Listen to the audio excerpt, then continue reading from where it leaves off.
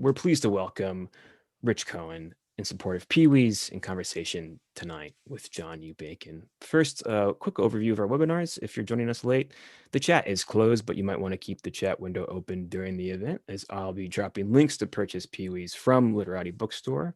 And if you're watching us later on YouTube, there is a link in the description below. You can submit questions for Q&A at the conclusion of Rich and John's conversation using the Q&A feature available to you at the bottom of your screen at any time. So whenever the spirit moves you, please feel free to submit your questions and I will read them at the conclusion of the conversation. And as a reminder, you can shop for more books at literatibookstore.com. Curbside pickup is still ongoing at the store, and we also ship anywhere in the United States. And in lieu of a book purchase, we'd also ask that you consider a $5 donation to sustain our virtual programming. So whether you'd like to think of that as this week's or this month's or this year's subscription to our programming, you can make donations at literatibookstore.com/donation. Otherwise, we simply thank you for your attendance this evening, this morning, or this afternoon, depending on where and when in the world you may be joining us from. So without further ado, I'll introduce our author and our moderator this evening. New York Times bestselling author Rich Cohen is a contributing editor at Vanity Fair and Rolling Stone, and the author of Israel's Real, Tough Jews, and the widely acclaimed memoir, Sweet and Low. His work has appeared in The New Yorker, Harper's Magazine, and Best American Essays. He lives in Connecticut with his wife, 3 sons, and dog. And John U. Bacon is the author of the national bestseller, The Great Halifax Explosion, and 4 best-selling books about college football, not to mention Blue Ice, the story of Michigan hockey. A former feature writer for the Detroit News, his writing has been recognized 3 times in the Best American Sports Writing Series. He appears often on NPR and national television, including ESPN's 2019 documentary series on college football. He has taught at Northwestern University's Medill School of Journalism and the University of Michigan. Popular public speaker, he lives in Ann Arbor with his wife and son. They can't hear you from your homes, but please, they can sense it through the power of the internet. So please join me in a round of applause to welcome Rich Cohen and John U. Bacon into your living rooms. Thank you for that rousing applause. John, thank you very much. You're an old pro by now, and I'm thrilled that Literati has pulled through this tough time. Of course, John was too modest. Literati was named by Publishers Weekly, the top bookstore in the nation. That's as good as it gets. So we've done quite a few events. This is our first time doing a Zoom event, but hey, it's a lot of firsts this year, of course. So here we go. Great author tonight, Rich Cohen. This will be a lot of fun, but looking forward to this one. Let's flash the book to make sure people know what it looks like and where it's going. Rich Cohen, Pee-wee's, author of Monsters, the 1985 Chicago Bears, and the Wild Heart of Football, Confessions of a Hockey Parent. And I got to tell you, you don't hold back. This is great. It's real. And these things often don't work, in my opinion, because you try to cut corners, you try to protect this, you try to shade that.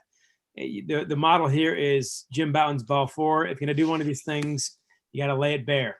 And I think you did. You didn't make yourself out to be a hero, although I certainly liked you in the book. But you're very honest with yourself, your own strengths and weaknesses as a parent, a hockey parent, and so on. I thought that was very endearing. But before we get into that, your background, of course, we got to get into some of your previous titles, as your blurb says from the press kit. Award-winning magazine journalism on storied sports franchises and New York Times bestselling books, gangsters, pirates, oddball entrepreneurs, and outsized entertainment personalities. I think Mick Jagger might qualify as one of those, among others, of course. The previous titles include books on the Chicago Bears and the Chicago Cubs. You are from Chicagoland, as they call it. So that only makes sense. Confessions, by the way.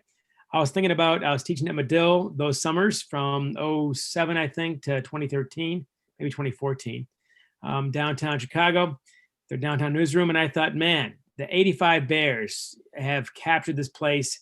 Even when you saw them get to the Super Bowl again under Lovie Smith, it just was not the same. The 85 Bears captured the imagination. I thought, man, there's a great book waiting to be written about this. And then 6 months later, your book came out. I read it and said, damn, this thing's really good. So at that point, you said, okay, it's been done. You got to stop. Dirty little secret in our business is when someone writes about a topic you're dying to write about, you hope it's kind of crappy. And then, okay, I can still do this. And no, I can't. So hats off. That was great. Sweet and Low, a family story about the artificial sweetener. And the one I'm going to be diving into is The Sun and the Moon and the Rolling Stones. It's basically Almost Famous played out, the Cameron Crowe movie, of course. You were following the Rolling Stones for Rolling Stone for a year. And for a 24, 25-year-old kid, that's incredible. Tell us a little bit about that one, if you would. Well, actually, I should say that the title, The Sun and the Moon and the Rolling Stones, was when I got Jan Wenner, as the owner, publisher of Rolling Stone, asked me what I was doing this summer. People don't normally ask you that unless it's your parents when they're thinking of sending you to camp. And I said, I was, 24 years old and living in New York. And I said, nothing. And he said, do you want to go hang out with the Rolling Stones? And like that night, they put me on a plane to Toronto and they drove me to a school, suburban grade school, middle of the night, looked just like the grade school I went to as a kid. And I walk in through the door and the first thing I hear is like the licks of Brown Sugar. And then I just hung out. The Stones were practicing in the basement of the junior high. And I just sat there by myself all night until the sun came up, when they were just going through their entire catalog, figuring out what they wanted to play. But a couple nights later, when I first interviewed Keith Richards and I was asking questions, he said, why don't you tell me? I mean, what you think's more interesting than what I think. For you, there's always been the sun and the moon and the Rolling Stones. So he gave me that title. And I hung out with them that summer. And then I went back out on the road with them when they went on the actual tour. And then from there, I ended up working on this screenplay with Martin Scorsese and Mick Jagger that became the TV show Vinyl eventually. And then I eventually wrote a book. So that's like the background of, and I took it as Chicago has this big connection to the Rolling Stones because, you're at Medill. Chicago's where Chess Records is from. Chess Records is where Muddy Waters and Chuck Berry kind of turned the blues into rock and roll. And it was always a hugely important place for the Rolling Stones. And they made this record early on called 2120 South Michigan Avenue, which is the address of Chess Records Studio. So to me, a lot of these things all run through Chicago. Speaking of Chicago, transition to this book in some ways could not be more different than the gigantic scale of the Rolling Stones, global, of course. This is back to the micro, but very universal. Almost every parent goes through some form of this in some way before they're done, of course, being parents, and that is Little League sports. And I do think, I'm biased here, those photos in the background of my old high school hockey team that I coached as well as played for years earlier. I've always thought that the hockey culture is the craziest because the commitment level is so great. The money, the crazy hours in rinks, the time spent, the travel you have to put into, even in Connecticut. And of course, in Michigan or Chicago, we travel even farther for these games. But the commitment level is so high, I think it gets more warped probably in hockey than it does in basketball. Give your kid a basketball, the court's over there, he can play all day. It's pretty hard to do that in most places in hockey. So the investment level is so high, the madness is greater. And of course, one of your early epigrams is Hell is Other Hockey Parents by Jean-Paul Sartre. Yes. Right there, I knew I liked you. So good stuff. Give us a brief overview of your own experience playing hockey in Deerfield, Illinois, for a great coach, Jim Freeberg, then for a not so good coach. How this shaped you early on? Well, I think that my father is from Brooklyn. He's 87, he's alive. And he was a basketball guy. He was a basketball coach, actually. So I never really wanted to play basketball because he's a very strict coach, with a very opinionated coach. So you wanted to stay off the basketball court. And the older kids in my neighborhood, which was Libertyville, Illinois, played hockey, and my brother started playing, and I started basically following my brother to the rink. And the winter in Illinois back then, the 70s, there's just nothing to do. They hadn't even built the mall yet. So my mom would drop us off at the hockey rink, which was the Deerfield Bubble, which was, an outdoor rink that they enclosed in a bubble. And it was so cold. It was a huge home ice advantage for us. And I would just hang out there all day and then play the house league and then eventually try out for the travel team. I will say, when they first put the bubble on, my brother was playing. I'm pretty sure I put this in the book, when the bubble in a windstorm ripped off.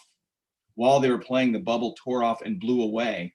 And a bunch of the parents got in their cars and chased it and caught up with it finally in Indiana, at which point it was ripped to shreds because they paid like $30,000 for it or something.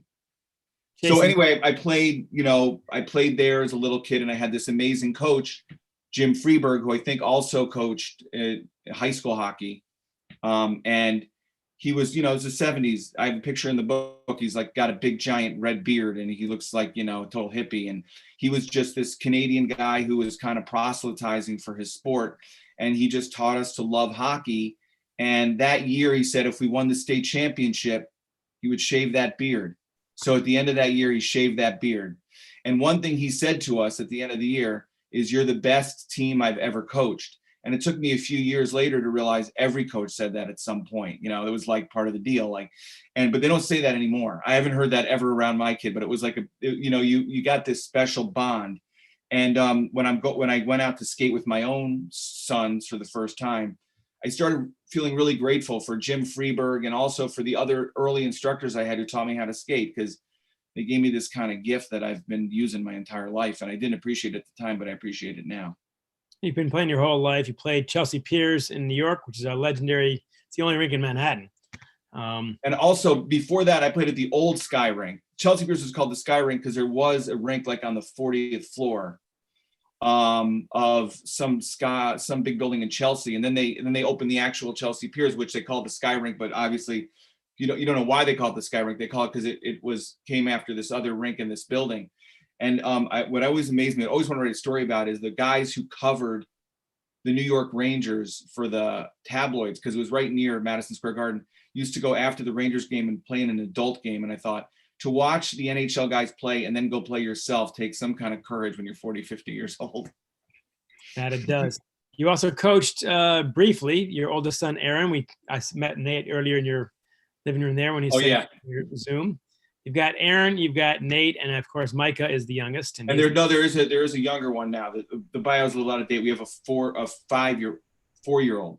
Oh, 5. Well, I got a 5-year-old, so I'm right there with you. Yeah. So Aaron started playing, and you were into it, of course, classic hockey dad. One line I pulled out of here, because I have coached about, 15 years or so of hockey total. Most parents had never played, but they were all experts. My very obvious observation is, when you get the nasty email, it's from the person who knows the least about the game. And right. That's almost a given. Whoever's played the game knows how complicated it is. Whoever's coached, of course, knows better than to send off a nasty email that try to take another approach if they can. But your biggest critic will be the least informed. I just remember a parent yelling at me because I wasn't teaching him how to take a slap shot. This was like 6-7-year-olds, I'm like, let's try to imagine teaching a 7-year-old to take a 3-point shot in basketball, and you'll see kind of how silly that is, Well, on top of that, they're not even allowed, I don't think. No, they're not even allowed to, but that's just one reason. It's also just very silly. I mean, most of them can't even hold the puck on their stick, let alone, it was crazy. But you learned a lesson that most of us parents have learned at some point or other. You kind of pushed Aaron. You really pushed Nate. You got him all the gear and so on. Oh, your great line here. Getting him into the gear was like getting a dog into a sweater. If you know how complicated the hockey gear is, and how many there are, and try to get on a squirrely 5-year-old. I laughed out loud. My wife works right here at the next desk at home. And so we shared that one. We both knew exactly what you're talking about. So, classic. But Micah came to it more organically, more by himself. Yeah, I mean, with Aaron, it was like I wanted him to play, and he pretended like he wanted to play because he was like being nice to me, and I knew he didn't really want to play, but I was pretending like I believed he wanted to play, like, because I was being nice to him. And at some point, he started playing travel hockey. I'm like, we're living a lie here, and that's okay to live a lie when you're playing house league, but we were waking up at 6 a.m. and driving for 4 hours to do something he doesn't want to do. And that's just a terrible waste of time and waste of sleep, So that just ended. And then by the time, with Nate, like the dog in the sweater, and by the time Micah came along, I'd given up on it. I didn't even pursue it at all. But a bunch of his friends started playing, and very organically, he went to the rink and started playing. And one day I went in to pick him up, and I always say you can't really see your own kid play hockey. It's like trying to see the Grand Canyon. You're only seeing your expectations of the Grand Canyon. And there's like two kinds of hockey parents: the ones who think their kid's the best and there's nothing wrong with them, and the ones who think their kid's the worst and there's nothing right with them. And the truth is, your kid's probably somewhere in the middle. And the only way you can see your kid really play is if you don't know you're watching him. You just see somebody, and it turns out to be your kid. And that's what happened with Mike. And I was like, that kid's pretty good. Who is that kid? And I realized it was Mike. And I'm like, okay, now I'm like, Mickey in the Rocky movie. I had something to work with here. You did. A lot of enthusiasm. Not a big kid, of course. No. On your roster, by the way, and you print the roster in the front of the book. That's the first thing I noticed is the range of heights of this Yeah. Pee Wee travel team, age 11 and 12, is 4'8" to 5'7". That's a yawning gap, to say the Yeah. least. Your kid is the 4'8" one. He's the Muggsy Bogues of the Pee Wee hockey organization. Explain. We're talking about the Ridgefield, Connecticut Bears, Uh-huh. Pee Wee squad. Explain to us this, as you said, the Byzantine process of how the travel team structure works, the tryout madness itself, as well as the overlong season, 50 games. Okay, well, it was all like foreign territory to me coming into it, because when I was a kid, I wasn't aware of how it was put together, and it was very simple. And we had a AA team and an A team and a very good house league. Some of whom the best players played in that house league because their parents didn't want to drive. It was just, and didn't want to pay the money. Simple as that. And by the time I came back, on the other side as a parent, 30 years later, there were 4 teams. There's a AA team, an A team, an A1 team, and a B team, which was like astounding to me. And there's all little status differences, like, do these kids fraternize with these kids or socialize with these kids? Do the AA players ever be seen with the B player? It's very Byzantine and crazy. And this rink and a lot of rinks, different systems, is run by a parent board. So the organization is run by a bunch of parents who put themselves forward to run the organization, who are trying to do the right thing and be very objective. But of course, you want the best for your kid. Otherwise, why would you be spending all the time, and you want your kid to be on the best team, which isn't necessarily the best thing for your kid, because for your kid to develop, you want to play with players that they can make plays with, not players who they can't keep up with. And if you try to explain this, they just get very mad at you. So I was immediately in the thick of it. And then it becomes very important to get your kids on the best team, on the right team, because if you want them to develop, you want them playing with players that are at the same level, or you feel like they're going to not have any fun and they're going to quit. So immediately it's like all this stuff. And then you realize that every parent almost feels the same way, so that's the chord the book has touched, which I just named something which everybody knows, but not many people have said out loud, like Jim Mountain. There you go, exactly. You've got 3 girls in this team also, which I thought was interesting. Yeah. You said a lot of the teams in this league had girls on them. That's quite common. And the girls are often the best players, for whatever reason. When they get to checking, a lot of them will go into the girls' league. Some of them don't. But they're often were our best players. They were the best skaters, and they were smart players, and they, sort of play the point. Like on our team, we had like a point guard kind of, a girl kind of picking out how the rush is going to go and who's going to get the puck and how it's going to start. So I saw the whole. We talked about it on the phone earlier. When I was a kid, like for a bantam tryout, a girl showed up and it caused a crisis. Like it had never happened before. We didn't know what to do, and now the girls' game is so strong. It's just like you've seen in that period that I was away from the game, this whole other side of the game developed. Very true. And how did the boys react to the girls on the team? No problem. No problem. No difference. They're friends. I mean, they're kind of buddies, So yeah, just absolutely no difference to them. And once they put on the helmets and stuff, half the time the boys have really long hair anyway, so you can't even tell who's a boy and a girl, honestly. The girls sometimes put pink tape on their sticks. That's the only way you can tell, and the boys usually don't do that. There you go. There's a code. How about that? 50-game season, and as you say early on, the scheduler, in this case, of course, Hendricks, one of the parent coaches. The scheduler is all important and determines as much of your life, as you said, as your boss or your spouse for the next 6 months. How does the schedule work? And explain the algorithm. Well, there are these different tiers, as people probably know. There's like tier 1, tier 2, tier 3, and we're in tier 3, I believe. And then there's open tournament below that. And basically your ranking in the state depends on, strength of schedule, who you play. So you can actually play a team ranked way below you, win, and move down. Okay. So the only way to prevent that is you have to like run up the score. And that was something that, again, I was taught as a kid, which is, you don't run up the score. Right. Like once you get a certain comfortable lead, you just kind of lay off because you're not trying to humiliate the other team. But now you feel like you have to run up the score. Otherwise, your team's going to move down in the rankings. And you can schedule games against teams that are way above you that you know you're going to lose.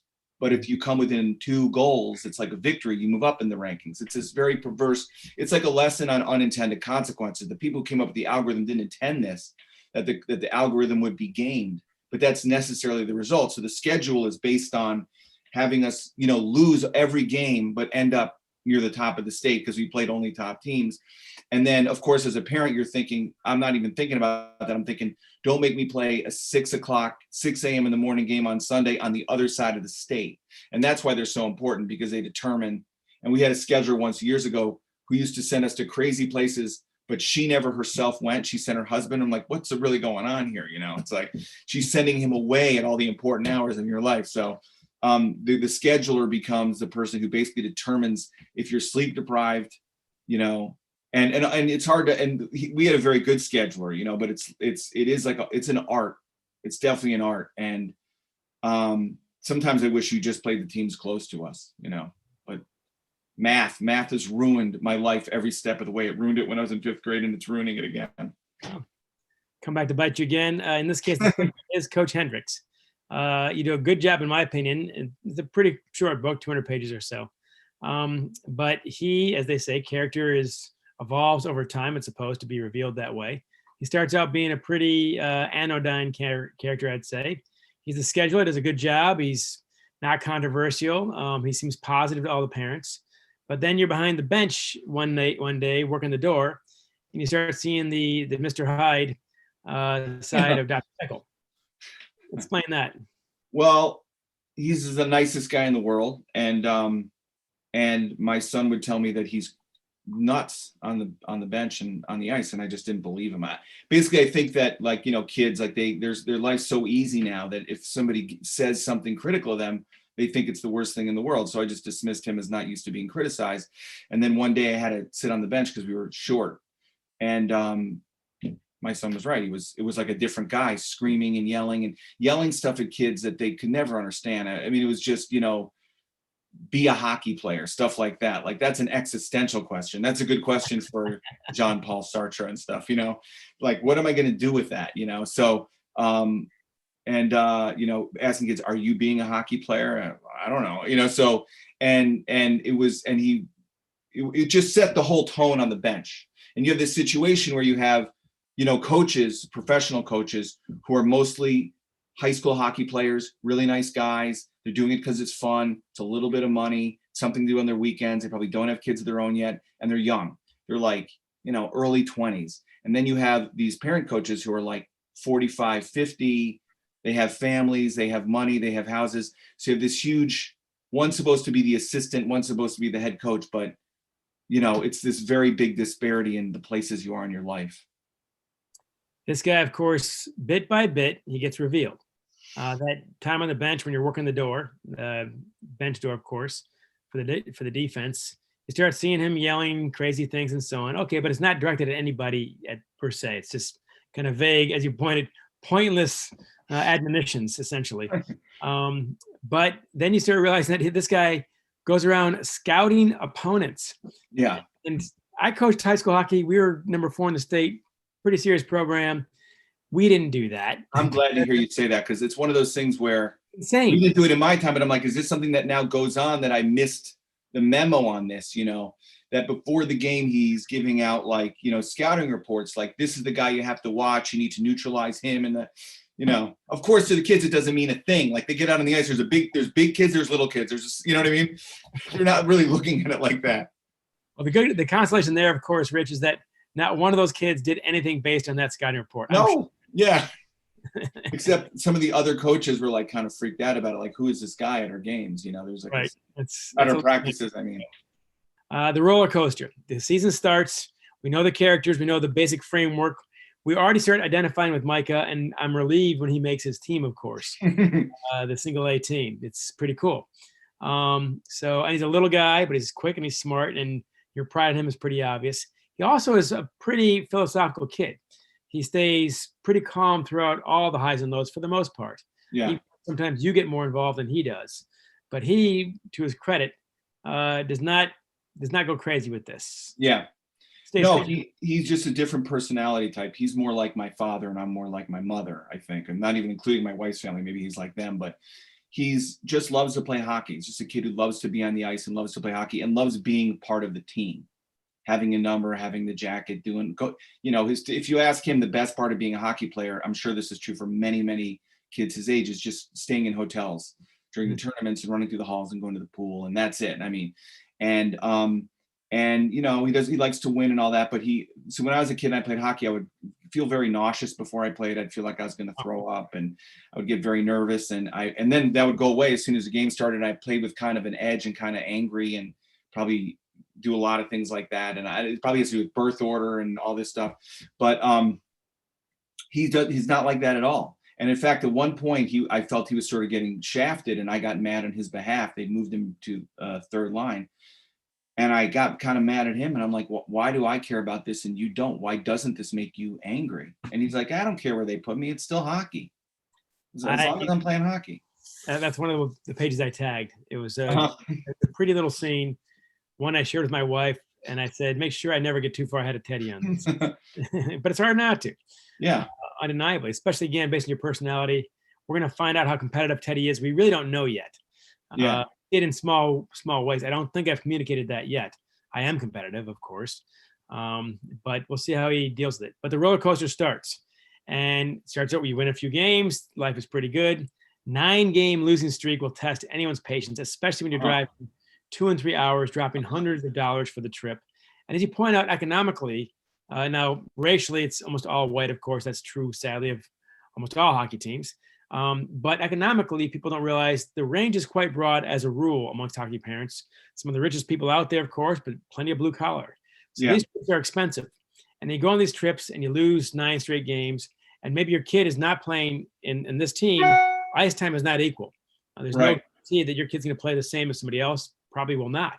So explain to us what a hockey weekend is like and how much it sucks when either the team loses a lot, or of course your kid does not get in the way you think he should. Right. Well, again, it is the investment of time and money, and we have 4 kids, so it's like you're spending a disproportionate amount of time with one kid. So you're going to feel a little bit guilty about that, and so you're waking up like in the dark and sneaking out of the house. You didn't wake anybody else up. You've gotten like 3 hours of sleep and you're driving to someplace you don't really want to go and it's freezing cold outside, and you have to do the thing where you get the scraper out and make like a little periscope so you can see out the window, so no peripheral vision at all. And then if you get there and your team gets crushed and humiliated and your kid doesn't play at all or is sitting out for like 5 minutes at the key moment, you feel like, what are we doing here? This is like, I'd rather be at home asleep. Like it's very, frustrating because everyone's paying the same amount of money. Everybody's putting in the same amount of time. It's not like they're pros. Like I try to explain, like when you're a pro, you're getting paid. When you are paying like what amounts to a lot of money. So you feel like you're entitled to like a decent experience for your kid. That's just like human nature. And, and then losing is, I once did a story for Harper's where I traveled with the Cubs for like a month trying to figure out why they couldn't, trying to see if I could figure out why they couldn't win, if I could solve it. And I was with them and they lost 9 games in a row, or maybe it's 12 games in a row, I think in my book. And it was just like that. It's like so miserable when you're losing that much, and it's so demoralizing. And it is like The Natural. If you ever seen The Natural, when it stops raining, it's like a drought.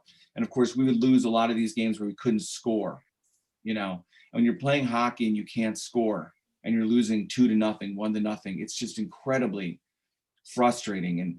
And it's almost like you need some kind of a miracle to break the whole thing open. So that's tough for parents, tough for kids, tougher for parents in some way, because kids snap back like that. Yeah, they're resilient, and you portray them that way in the book. I think quite honestly, it has the ring of truth.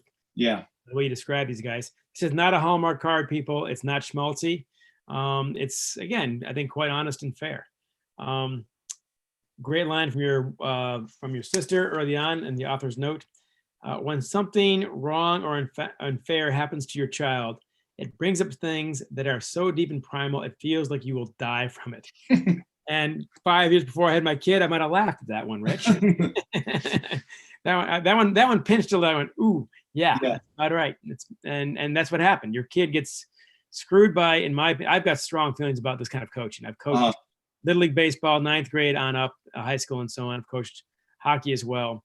And it is so insane for me to go on these crazy long trips and not give kids, if not equal ice time, something close to it. right. A few reasons. One, because it's just nuts.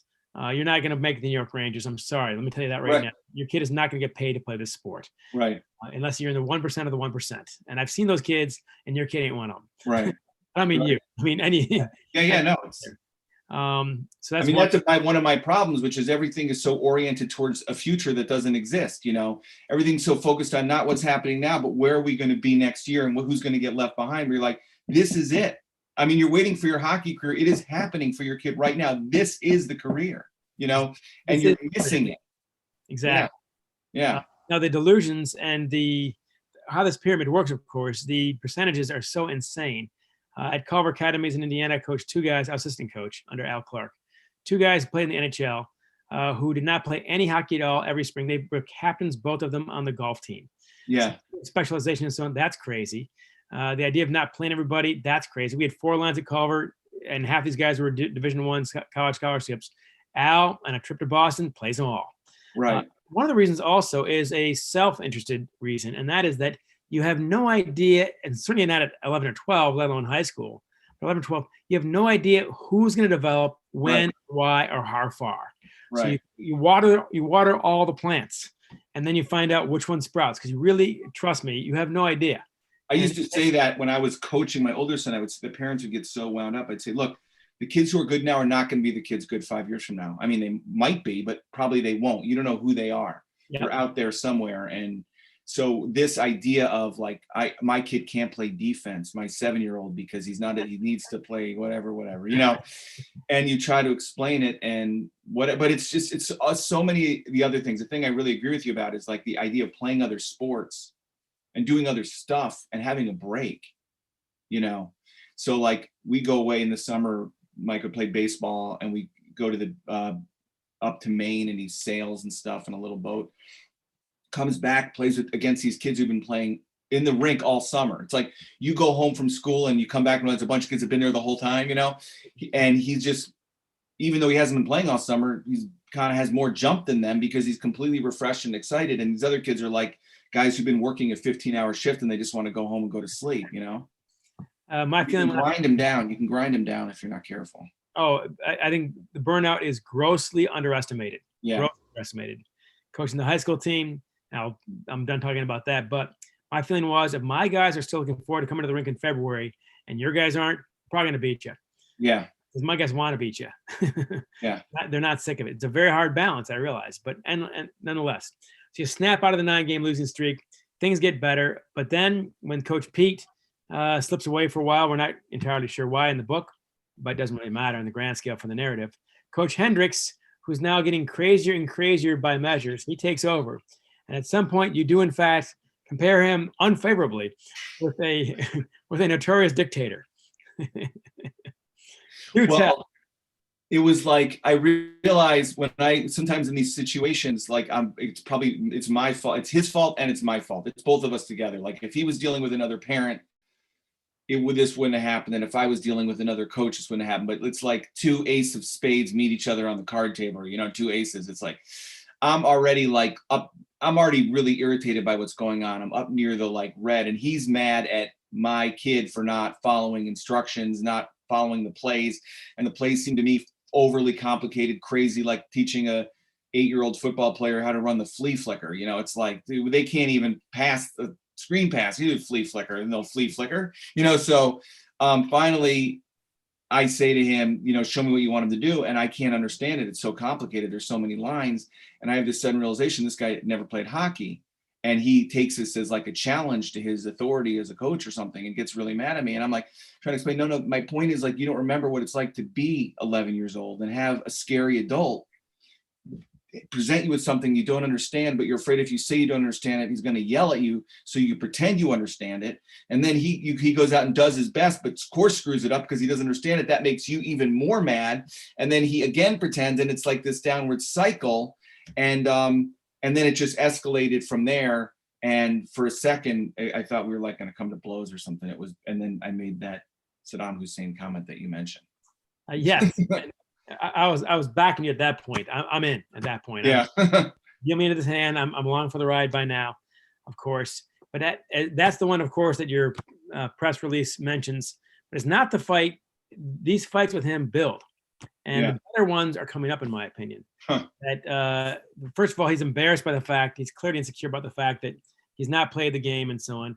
And look, you're dead right about the plays. It's true in all sports. Man, keep it simple. Fred Shiro, the old great Philadelphia Flyers coach, had a great line. He said, I give my players very simple tasks and I make them do them very, very well. There's something to that. Before we can move on to the complicated stuff, let's get the simple stuff down. A basic check, a basic back check in hockey. So at that point, you and him are at odds. And of course, he turns around and takes it out on your kid by cutting his playing time. Right. That is an absolute no-no. No matter how crazy the parents might be, the kid can't know about it. It's not his fault. Right. I always say that you can't, the kid doesn't pay for the sins of the parent. Like, hate me, that's fine. But you'd think so. Yeah. So now Coach Pete is out. Hendricks is now running the team. And this gets worse and worse and worse. We like his daughter, Jenny, Broadway Jenny. She's great. She lives in fear of him, apparently. But at this point now, the tension is rising. And you have this constant question about making the state playoffs based, again, on that damn algorithm. Right. Tension is, this would be a lot more, if you lost every game or you won every game, it'd not be nearly as interesting. Right. You're slightly behind the 8 ball here. The odds are against you. You need to go on a run. You've had a 9-game losing streak. And then, of course, Coach Pete returns. Right. Well, when this team, what was a great thrill about this team was because I don't think the tryouts were exactly right. I thought the team ended up, and the team felt it was kind of better than the AA team in this organization. It had a bunch of kind of very talented, very quick hockey players that like to play together and make plays. But certain players couldn't really play in that system. So when the coach just let them play that way, we scored a lot of goals. It was really fun to watch and we won. But when you gummed it all up with these plays, everybody just kind of shuddered to a stop and we lost. So when Coach Pete came back, he just let them play and they started to have fun and they started to win. And they went on this incredible winning streak and got themselves in the playoffs and in the position to play the AA team, which had been their goal the whole year because they felt, somewhat shafted because each one of them felt they belonged in the AA team. So they were going to get this chance to play the AA team in the state tournament. And then, I hate to do it, spoiler alert, but it's too damn good. Out of nowhere, Coach Pete, whom we like, the 25-year-old guy, he's a pretty calm, reasonable guy. He's got pretty calm, reasonable philosophies, I think. He steps away for one game. We don't know why in the book. And then, of course, Coach Rizzo, one of the parents, as well as back to Hendricks, they show up again. And you dealt with this with understatement. I wanted to punch the guy in the face. And I'm not a fighter. Look at me. This sent me almost around the bend. You got the AA team in the playoffs against the single A team. Big game, obviously, is a chance to prove themselves. Tell us how crazy it gets here at the end. Well, basically, they decided, and I learned this as a baseball fan, you never do this. They decided that for this big game, we had to field a different team than our actual team. The kids who'd been winning and playing and getting us there weren't good enough to play against this team. They couldn't compete with them. So they shrunk our team down to basically one line. And then basically the one line would come off and the other kids would rotate in just long enough for those kids to get a rest. So you sort of do the math and figure, I don't know, what is it? It's 45 minutes games. So It's like somebody like my kid would play maybe 3 or 4 minutes, or something. And that was true of almost the entire team. And this one line, and the kids on the one line didn't like it either. One, because they made them feel bad, and two, the kids know who's good and they want to play with these other kids. And so it became this horrible thing where you finally get there and they don't get to play. They just these few kids get to play and they get crushed, partly because they're so exhausted, that they're playing players that are probably mostly better than them, but they're also playing 4 times more minutes than them. And we just get wiped out by this team. And it's just a terrible way to end the season, which is you play the whole last part of the season as a team, but then you end it as this just few players who it's almost like, you don't know if it was for what the reason was, if it's just being too clever by half, overthinking it, and there's a way where if everybody plays and you lose, that's okay. We got to this place that we were never supposed to get to. It's already We already won, man. These are bonus points. This is gravy. But when you end it with this kind of vote of lack of confidence for your team and make the kids feel like crap, it was just a big, terrible way to end that season. And during this time, this is where the tension rises. You've got to visit a cardiologist at some point. It's possible, and at this point, I'm willing to believe it. It's like the last scene of Jaws, and Spielberg said, when finally they shoot the canister and the shark blows up, Spielberg said, "If I can get you that far, you'll believe anything." Right. At this point, I'm willing to believe you went to the cardiologist, of course, for your own well-being, and you think it's possible, and I believe it was possible, that you were drugged by a rival parent last weekend. That's nuts. But now that was crazy. I didn't really. I mean, it's paranoia gets to you. You get like a little bit crazy, and but as I said, even paranoid people have enemies. So I don't know. It just goes with the playing hockey angry when I'm a kid, and the whole the whole thing. So that obviously turned out to be true. That was me going, and that's part of this book, which is it. I mean, take it for what it's worth. I mean, this is my version. This is how I lived it. It's through my eyes, and I'm very much in the middle. I'm on the shark boat. I'm not like standing on the beach in safety. I feel like I could be eaten by the shark at any minute. So you're getting the version of somebody right in the middle of the storm, somebody who's lost his sense of perspective, and somebody who cares too much is telling you his version of the story. So take it that way. But it feels authentic that way. To try to be, at a distance, and it would be dishonest. As your sister said early on, you're in. Right. Like it or not, you're in, and we ride the ride with you. So as all the tension mounts to play the AA team, the parent coach is filling in for the real coach, make this horrific decision on several levels, frankly. It's selfish, and it's greedy, and it's also stupid and counterproductive. Yeah. And you get blown out 11-1. And then the coach, this is where Rizzo, I'm fully prepared to punch him in the nose at this point. I'm amazed that you guys didn't. But he comes out of the locker room, sees you guys in the lobby, stewing, obviously, and give us that scene. Well, he says, I can't remember exactly how I wrote it in the book, but I'll just say he says that your kids are in there crying, and you should go in there and comfort them, basically. And a very angry parent said, "Why are they crying?" And he said, "Because they hate to lose." And then he starts screaming at him, "No, they didn't play. They're crying because you humiliated them. Basically, you humiliated them." And all the kids on the AA team, who they all know, they saw that these kids didn't even get in the game, or got in the game just to relieve a kid for a couple seconds. And he said, and I sort of said, "Why did you do that? Why did you do that?" And he just said, "We had to put, our best players in if we had a chance to beat this team." And then he said at some point, "If we played your kids, basically, we would have lost even worse." So that's called confirmation bias. Like, no matter if we won, it's because of the strategy. If we lose, the strategy prevented us from losing even worse. Right. And that I just drove home always thinking about that. It would have been even worse if we had played your kids. Right. I want to punch back. It's like, holy mackerel! I can't believe, and you lost 11-1. Yeah, that's genius. I mean, it would have been what, 12-1 if we done it that way? I mean, that's crazy. Maybe 11-0. But here's what I'm not expecting. We'll close on this, but a delicious coda here at the end, of course. It's the way the schedule worked out. Somehow you get a chance to play the AA team again a few games later, and Pete is back. Coach Pete. Right. Tell us this little delicious. Well, this weird thing happened where the state championship's supposed to be the end of the season, right? And the season's over. But because the high school teams needed the facility, they decided to play the state championship early, so the rink was empty. So we had these few games after, which was totally anticlimactic. And this big thing had happened at the state tournament. Parents were pissed off. So the coaches basically just said, "Fine, we'll do it your way. You want to see what would have happened? We'll do it your way." And he played our kids, and the result was they played the way they play, and they, did really, really well. No, I got to blow it. They won 5-3. They beat the AA team. If tryouts were at all sensible, this never should have happened, obviously. Right. It proved what the kids said. It also proved that what you were saying, of course, that what the parents had done in coaching was idiotic. And also, it's amazing how demoralizing it is. And a lot of kids quit from that. I mean, because basically what you don't realize is hockey's actually in competition with a bunch of other sports. Right. And it's right. So there's lacrosse is the same time of year, and you kind of have to decide. And kids think, to heck with it, man. I don't want to go. I'm going to go play lacrosse, where the coach likes me and treats me well and blah, blah, blah, blah, blah. So you lose kids that way. It's part of the attrition of the whole thing. And here's the beauty part. And by the way, you were calm about the whole thing. It would have been very hard for me not to put it in the previous coach's face. Uh-huh. You took the high road here.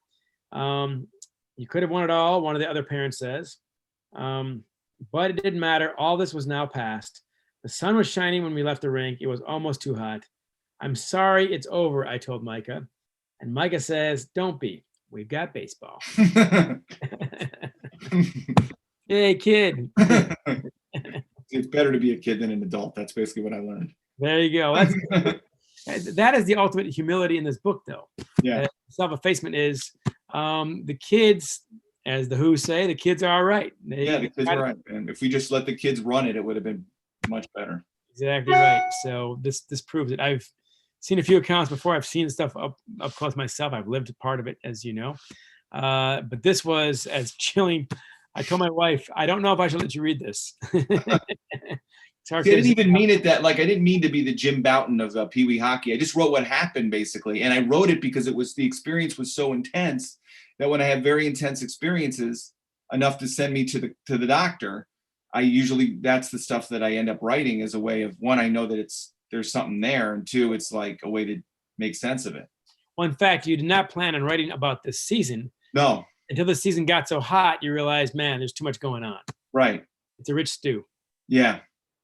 I mean, it just laid out this lesson about, what makes people good hockey players, what makes them good athletes, how can you measure that? How can you determine what the tryouts are like? Because the tryouts are like so much like the SATs in school, and you have kids studying just for the test so they can kind of fool the test, but they're not really, a lot of them aren't great hockey players just because they don't like hockey that much, and they're not that into it. So but they can do really well on the test. We've all seen it.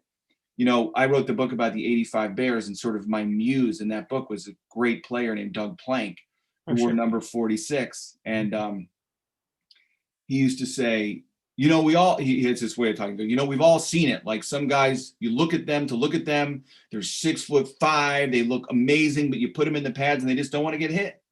Other guys, you look at them in street clothes, you think, no way, not this guy. You put him in pads, he's a monster. And his whole thing was that's what made the 85 Bears great, is they were looking for football players, people who loved and understood how to play football, and that's how they would build their team. And that's why you got a quarterback, like Jim McMahon, who was barely 6 feet tall, didn't have a great arm, but was an incredibly winning quarterback. Mm-hmm. And Dick recognized that, obviously. So yeah, open up for questions here. We got some time for that.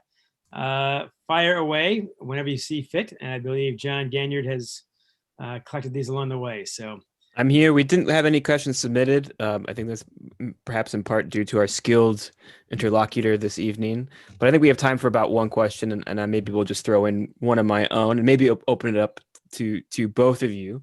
You're both sports journalists or have done sports journalism, and I guess for Rich, when you're writing sports journalism, you're taking the sort of necessary objective viewpoint of journalism, and also compounding it by the kind of Rashomon effect of how sports can sort of fracture our sense of the truth. And people have, like, as a Michigan football fan, I'm thinking about like a contentious spot, say in a Michigan Ohio State game or something like that, can sort of be an inflection point where there's a lot of disagreement, and it's hard to sort of give the accurate story. And then you're complicating that a bit by having your personal and deeply emotional investment in this story as well. So from a craft standpoint, I'm just curious how you balance, the memoir aspect of this with sort of the other ticks you might have from writing, say, a book about the Chicago Bears. Well, for one thing is, it's not, like I said, it's not really objective, and it is just right. One person's experience of it, one person's point of view. And you try to, be fair as you can. And you just, for me, Tina Brown had this great word where she said the first draft is like the vomit draft. You just put everything in there and you just let it, you just go. Cause that's, you have to write a lot of bad words sometimes to get to the good words, you know, so and then you sort of start making decisions after everything is sort of out there. And I mean, the thing that I love about writing about sports, and this is the same, is sports is just everything that the rest of society is. The difference is all the things that are normally hidden or that people that are trying to hide are all out in the open. Hmm. You know, so it gives you a chance to write about people in a way you normally don't, because they don't show you their real selves. But when you get into these games, you're getting something really real that you never get in almost any other situation. You're dealing with parents and kids. It's just especially intense. Well, we've reached the top of the hour. Rich Cohen and John U. Bacon, I want to thank you so much for joining us this evening to talk about Pee Wee's Confession of a Hockey Parent. There's a link in the chat to purchase the book from Literati Bookstore. Of course, you can purchase it for curbside pickup, where we can ship it to you wherever you live, anywhere in the United States. There's also a link in the description below for those of you watching us later on YouTube. John and Rich, I hope you continue to stay safe and be well. Hope to have you physically in the store in Ann Arbor at some point soon. But until then, take care. And to all our attendees, thank you for joining us this evening as well. We hope you continue to be safe and well as well. And we'll see you at the next event. So good night, everybody. Thanks, John. Take care, all. Thank you, John.